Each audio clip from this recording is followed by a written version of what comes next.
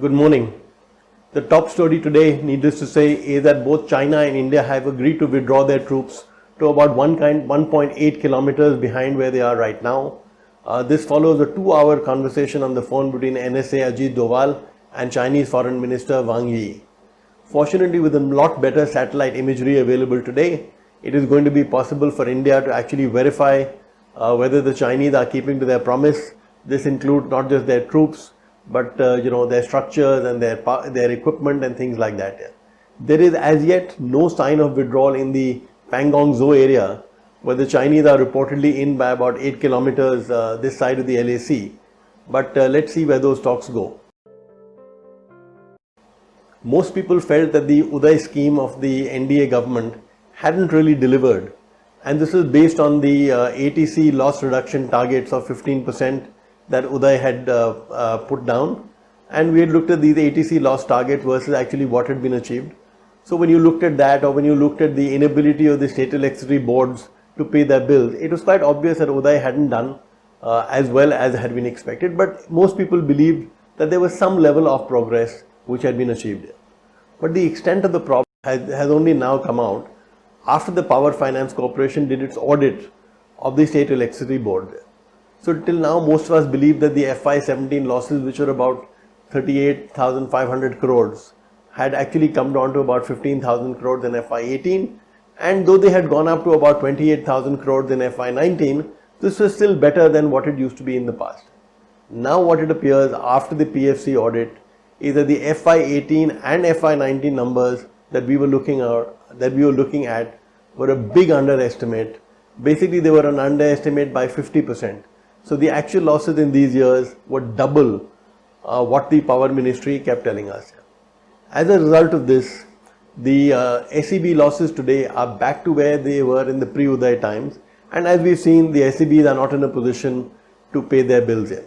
So now that the government is giving a 90,000 crore loan package to these SEBs, we have to hope that this time around there will be serious reforms, because we've seen in the past, about every decade, you used to have a power sector bailout or some kind of lifeline given to the SEBs. In the case of the NDA government, the Uday scheme actually began 5 years ago. So this time around, the bailout package has come in 5 years instead of 10, and that is to be understood given the fact that there's a lot more electricity units being sold, and if the subsidy per unit doesn't go down, then obviously the bailouts required to be done much faster.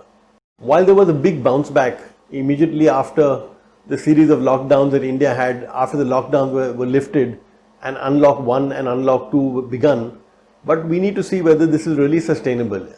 So one way of looking at it is the Google and the Apple mobility indices here. So what Nomura has done is that Nomura has looked at what these indices are telling us about the increase in mobility, and actually those the mobility levels are growing, but they are flattening out. And sure enough, this is why Nomura's business resumption index has actually fallen this month. So it tells you that reviving consumption, reviving the economy is going to take a much longer time than most of us had believed. The value of stalled property we have in our anchor story today could hit 5 lakh crores.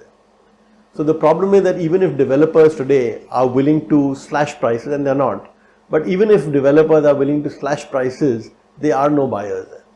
And it's been like this for quite a few years. The property market has been on a down cycle for about 7 to 8 straight years now. In fact, according to Liazes for Us, which is a real estate research company, only half of all existing residential projects today are safe from both the execution risk and the risk of severe price correction.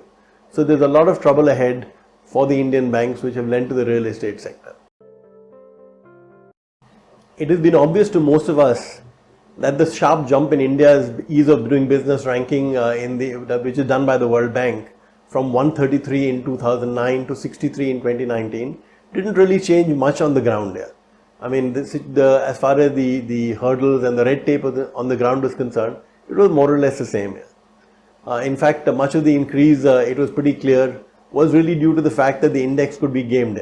So the fact that it was possible to get online connection of electricity in both Delhi and Mumbai, which is really where the index is measured, the fact that it was possible to get an electricity connection much faster in these two cities is a big reason for the for the jump in the ranks.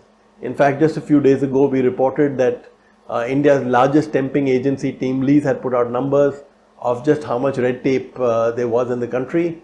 So, for example, in the case of labor laws, the TeamLease study had said that the companies needed to comply with 463 acts, and they required to make 32,542 compliances, for which they had to make 3,048 filings every year. So this is what our top editorial is also about. It basically says that if India is going to be able to, needs to be able to compete with, if India is going to be able to compete with China, it cannot do it with an economy that is 1/5 its size, and the economy cannot grow until doing business is a lot easier than what it is today. And a lot of people still felt that, okay, it is true that there are all these laws and there are these regulations and there is this bureaucratic red tape, but for all practical purposes, with some bribe money, people have found their way around it. So it's a little bit of an extra cost, but that's all it is. Now, actually, what we find is that that's not strictly true. In fact, we have a story on our front page on labor-intensive exports. So this is an area where India is supposed to have a big advantage, but our labor-intensive exports, the growth rate of that is much slower than that of other exports, as a result of which, in just the last 3 years, the share of labor-intensive exports to the total pie has gone down from 44% to 37%. So in fact, in terms of absolute value also, if you look at textiles or agricultural produce, the value of the exports is going down in absolute values, in nominal values. It's no surprise then that the amount of jobs being generated in India are far less than they need to be. And our last story of the day, as Elon Musk celebrates his victory over short sellers, and you can see on your screen how his stock has soared over the last 1 month. He is now the most valuable company, automobile company in the world. So Elon Musk celebrates his victory against the short sellers in a unique sort of way, in a way that is so typically Elon Musk. Thank you. Have a great day.